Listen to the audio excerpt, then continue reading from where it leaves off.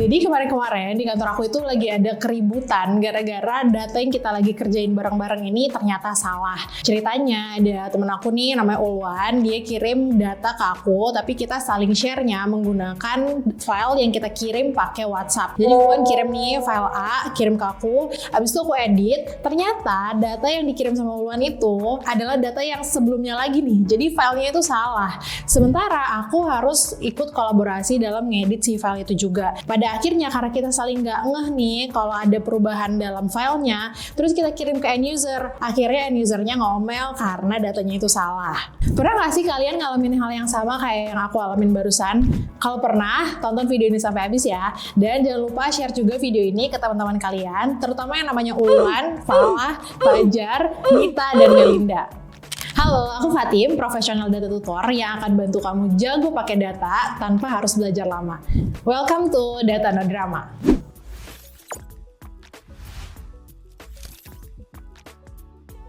Sebenarnya masalah kayak yang tadi itu bisa kita kurangin kalau kita saling ngerjain datanya barengan pakai Google Sheet. Meskipun emang sih sekarang itu Microsoft Excel bisa aja kita pakai dengan cara kolaboratif, tapi harga subscription-nya terhitung lebih mahal daripada pakai Google Sheet. Jadi sebenarnya kita bisa coba maksimalin dulu pakai Google Sheet untuk kerja secara kolaboratif. Nah, kita akan bahas salah satu fitur kolaboratif terpenting, yaitu mengatur dan berbagi akses edit dan lain-lain pada Google Sheet. Nah, untuk ngatur akses edit dan lain-lain di Google Sheet sebenarnya caranya gampang banget. Kita bisa klik button share yang ada di pojok kanan atas di sini. Kemudian Google Sheet akan menunjukkan kotak dialog seperti ini yang menunjukkan siapa aja orang-orang yang bisa kita bagi aksesnya. Nah, karena di sini aku pakai email kantor, jadi sebenarnya ketika aku klik di add people, groups, and calendar events, di sini udah ada orang-orang yang udah biasa nih aku share aksesnya. Dan bisa langsung aku klik, misalnya nih aku pengen share ke temen aku Yasir, kemudian akan muncul seperti ini. Jadi kita bisa pilih Yasir ini bisa edit, view, atau komen aja. Nah, misalnya di sini karena menurut aku Yasir ini perlu ngedit si data demografi pengguna, maka aku akan kasih akses edit. Jadi ketika aku kasih akses editor kepada Yasir, Yasir bisa edit apapun yang ada di dalam file Google Sheet aku.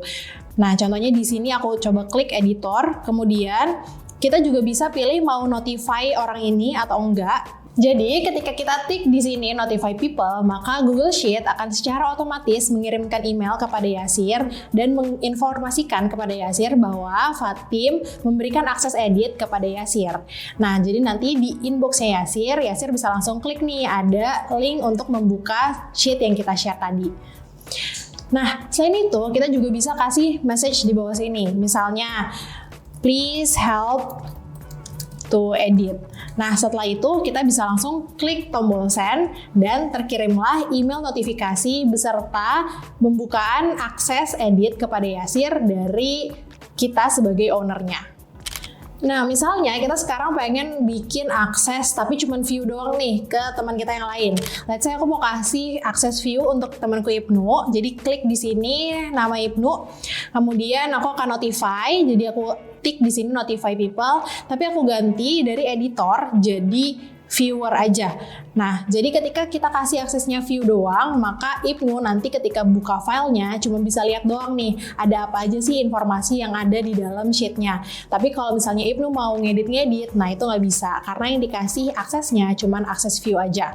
Nah, pemilihan kita mau share aksesnya edit, view, ataupun komen bisa disesuaikan sama kebutuhan kita. Misalnya tadi temanku Yasir, aku kasih akses edit karena memang Yasir bertanggung jawab dalam mengisi data-data demografi dari pengguna. Sementara temenku Ibnu, dia cuma butuh tahu informasinya aja dan digunakan untuk pekerjaannya Ibnu. Jadi aku cuma kasih akses view doang.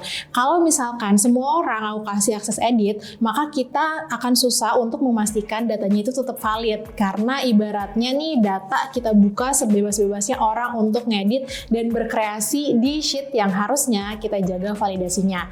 Jadi hati-hati ya teman-teman untuk menentukan siapa yang bisa akses edit, view, atau komen dalam sheet kalian.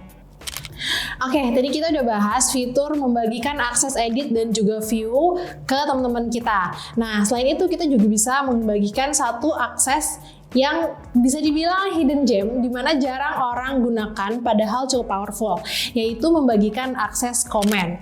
Nah, biasanya akses komen itu aku gunakan kalau aku pengen seseorang atau rekan kerjaku itu bisa ngakses view dari si sheet-nya, tapi nggak bisa otak-atik langsung. Tapi tentunya ketika orang itu gatel nih pengen ada yang dikomentarin, biar nggak ribet ngecat terus screenshot, kirim ke WhatsApp. Nah, orang itu bisa langsung komen aja di sel yang dia maksud. Nah, jadi kita bisa atur aksesnya adalah komen. Contohnya nih aku pengen berbagi sama temanku Putih, dan aku pengen Putih itu langsung komen apa yang menurut dia salah atau benar di dalam datanya langsung di selnya. Jadi aku akan klik namanya Putih di sini, kemudian kita tinggal pilih di bawah sini ada komentar ya. Jadi Putih ini nanti bakal bisa komen di sel manapun yang menurut dia perlu dikomentarin. Nah, setelah itu karena rencananya nih aku bakal share pakai link aja ke Putih instead of ngirim email, aku antik di bagian notify people di sini, kemudian aku klik share. Nah, teman-teman bisa lihat di atas ini ada notifikasi bahwa akses sudah terupdate. Selain itu, kita juga bisa cek apakah akses yang sudah kita update tadi sesuai sama kebutuhan kita dengan cara klik lagi tombol share yang ada di kanan atas ini. Nah, setelah itu kita bisa lihat nih tadi teman-teman yang udah aku ajak untuk ikut kolaborasi di sheet ini, ada Ibnu yang aku kasih akses view, Putih yang aku kasih akses komen, dan Yasir yang aku kasih akses edit. Nah, karena tadi Putih nggak aku kirimin email dengan cara notify, maka aku akan kirim berdasarkan link nih. Jadi di bawah sini ada tombol copy link yang bisa kita langsung klik aja. Nah, setelah itu ada notifikasi nih, link copied alias linknya udah tercopy dan bisa langsung kita paste ke WhatsApp atau channel chat lain yang memang kita gunakan dalam sehari-hari. Link ini bisa kita share melalui berbagai channel yang emang kita pakai. Contohnya di sini aku mau share menggunakan chat Discord yang emang aku pakai nih sehari-hari di kegiatan kerja. Nah, di sini tinggal paste aja link yang tadi udah kita copy dan tinggal kirim deh. Selain kita bisa atur akses dengan cara satu-satu nge-tagin teman-teman kita yang mau kita ajakin kolaborasi, kita juga bisa atur menggunakan general access. Contohnya di sini karena aku pakai email kantor, jadi aku bisa atur nih semua orang yang pakai email kantorku misalnya bisa view file yang memang udah aku atur di sini. Akses default yang diatur sama Google Sheet di awal adalah restricted, di mana memang cuman kamu sebagai owner yang bisa akses dan juga orang-orang yang udah di-tagin satu-satu. Tapi kita bisa ganti aksesnya ini dengan klik di bagian restricted ini. Kemudian nanti akan muncul beberapa pilihan nih. Misalnya yang di bawah sini ada peopleshift.id. Karena itu adalah domain dari kantorku, maka kalau aku klik peopleshift.id, nah, kemudian akan ada pilihan lagi nih, apakah semua orang yang ada di peopleshift.id ini bisa view, komen, atau edit gitu ya. Jadi bisa dipilih lagi nih role-nya. Kalau misalkan aku pilih di sini view, maka semua orang yang pakai email dengan domain peopleshift.id akan bisa lihat data yang ada di sheet yang aku buat ini. Nah, sementara kalau kita bikin komen, ya semua orang bisa komen, kalau edit, ya semua orang bisa ngedit. Balik lagi, itu sesuai sama aturan yang teman-teman pengen buat di sheet yang lagi dikerjain ini. Selain itu, ada juga pilihan akses anyone with the link. Jadi beneran semua orang, literally semua orang bisa akses either itu view, komen, ataupun edit ke sheet yang lagi kamu buat. Jadi hati-hati banget ya kalau kalian pakai anyone with the link ini, karena bisa aja data kalian bocor atau data kalian diedit-edit sama orang yang nggak seharusnya.